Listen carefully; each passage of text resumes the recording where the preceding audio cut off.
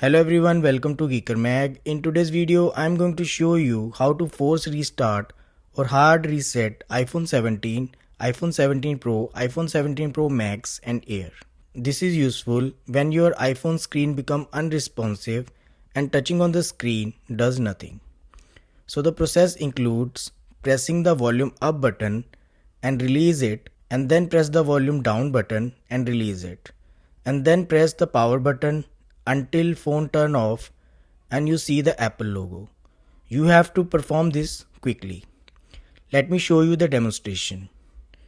Press the volume up button, release it, press the volume down button, release it, and now press and hold the power button.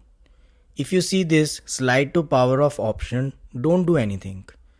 Now iPhone screen will turn black. Keep pressing the power button. When Apple logo appears, now you can release the power button. Once your iPhone turn on, enter the passcode and use it. Don't worry, no data will be deleted during the process. I hope this helps. If this video was helpful, like and subscribe. Thanks for watching.